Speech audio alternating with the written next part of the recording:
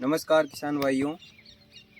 रबी 2024 season के अंदर जिन किसान भाइयों ने अपने खेत पर गेहूं, जौ, चना, सरसों आदि की बुआई कर रखी है, तो अभी बहुत सारे किसानों की समस्याएं आ रही हैं कि गेहूं और जौ के पत्ते पीले हो रहे हैं। तो किसान भाइयों, पत्तियों के अंदर पीलापन समस्या होती है। अपनी जो ज़मीन है, खेत है और मिट्टी है, उसमें पोषक तत्वों की कमी, उतार चढ़ाव होता रहता है। उस वजह से अपने पौधों की फसल की पत्तियां पीली पड़ती हैं। तो आप देखेंगे, मैं आपको बताता हूँ इस बार। तो किसान भाइयों, आप देख सकते हैं कि यहाँ पर इस किसान भाई ने 5 बीघा के अंदर जौ लगा रखा है, गेहूं और जौ। उसमें से ये गेहूं की फसल इस तरीके से पीली हो रही है और उस तरफ इन्होंने जो लगा रखा है वो जो भी पीला हो रहा है। तो इस समस्या से आपको घबराना नहीं है, ये केवल पोषक तत्व की कमी से हो रहा है। इसका समाधान के लिए आपको 100 लीटर पानी लेना है।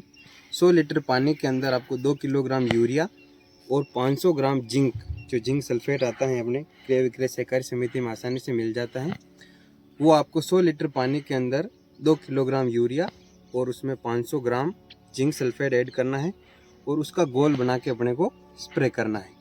तो उससे क्या होगा, इसके अंदर जो गेहूं और जौ के लिए जो सबसे मुख्य पोषक तत्व होते हैं, नाइट्रोजन, फास्फोरस और पोटास, NPK, उनके बाद जो सबसे ज़्यादा ज़रूरी होता है वो जिंक ही होता है।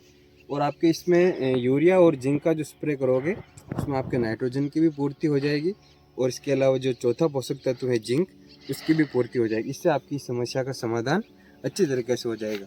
अब कोई किसान भाई यूँ चाहे कि साहब मैं लिक्विड का स्प्रे नहीं कर सकता हूँ, तो आप यूरिया के अंदर सीधे तौर पर ये अपने 1 बीघा के अंदर आप 10 किलोग्राम यूरिया डाल सकते हैं और उसी के अंदर अपने को जिंक सल्फेट का पाउडर भी मिला देना है। जैसे आपकी 5 बीघा ज़मीन है तो 5 बीघा के अंदर आपको 50 किलो का यूरिया का बैग लेके और उसके अंदर आपको 500 gram urea, 500 gram zinc sulphate का पाउडर अच्छे से मिक्स कर देना है और उसको 5 बीघा में स्प्रे कर देना है।